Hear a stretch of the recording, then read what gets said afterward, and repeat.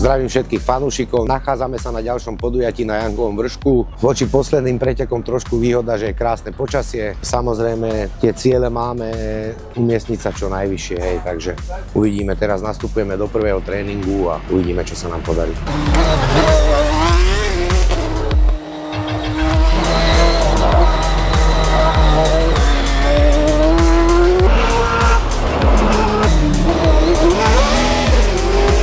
Dneska sa nám podarilo absolútne prvé miesto. Tým časom nie sme až tak spokojní, ale približujeme sa k nášmu najlepšiemu času. Zmenili sme výšky pneumatík, nakoľko stará pôvodná miera už neexistuje. Hľadáme k tým gumám setup, pomaličky sa nám to darí zrýchlovať. Uvidíme zajtra, pokúsime sa dať do toho všetko.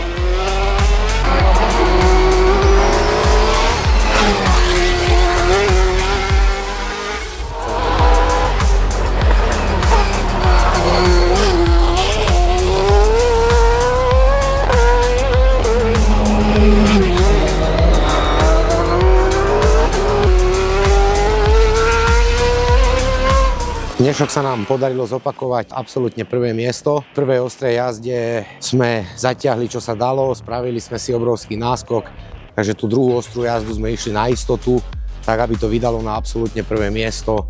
Celkovo Jankov vršok bol extrémne teplý, čo je samozrejme lepšie ako baba, ktorá bola pod vodou, ale zmákli sme to, celý tím pracoval na jednotku.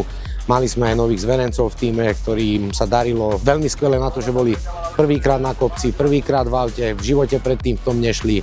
Takže za mňa spokojnosť, ďakujem celému tímu, že sme to takto zvládli. Gratulujeme Martinovi Jorášovi a všetkým ostatným, ktorým sa darilo viac alebo aj menej.